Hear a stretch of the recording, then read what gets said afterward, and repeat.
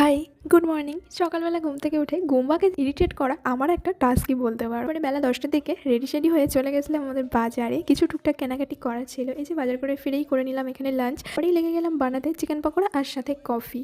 আর এগুলো করতে করতেই চলে এলো মিন্ত্রা থেকে একটা পার্সেল। সব কিছুর খুশি একদিকে আর পার্সেল আসার খুশি কিন্তু আরেকদিকে। কি বলো? এই যে এই জিন্সটা অর্ডার করেছিলাম এটা চলে এলো। দেন তারপরে রেডি-সেডি হয়ে এই যে বেরোচ্ছি একটা জায়গায় যাবো। কোথায় যাবো? দাঁড়াও বলবো। ফার্স্টেই পৌঁছে গেলাম শিয়ালদা। আজকে যাওয়ার প্ল্যানিং ছিল মেনলি ময়দান। তো সেখানে তো যাওয়া হলো না, কারণ যেতে যেতে বাসটা এতটাই লেট করিয়ে দিল। সেখান থেকে প্ল্যানিং শিফট হলো যাবো হচ্ছে নন্দন। তো নন্দনে তো ১২ মাসে ১৩ পার্বণ। গিয়েই দেখি হচ্ছে এক নাট্য মেলা। তো সেখানে বসারও যথেষ্ট জায়গা নেই। সেই জন্য পাশেই একটা জায়গা ছিল, সেখানে বসে এই যে গরম গরম পকোড়া আর কফিটা এনজয় করলাম। দেন এই এত কিছু করতে করতে আমার জুতোটাই শেষমেশ ছিঁড়ে গেল। আর ফেরার পর নিয়ে নিয়েছিলাম এই রোলটা। এটা কিন্তু আজকে ভীষণ টেস্টি করেছিল। তো চলো আমি এই রোলটা খেতে খেতে যাই বাড়ি। আর তোমরা আমার চ্যানেলটাকে করো সাবস্ক্রাইব। বাই।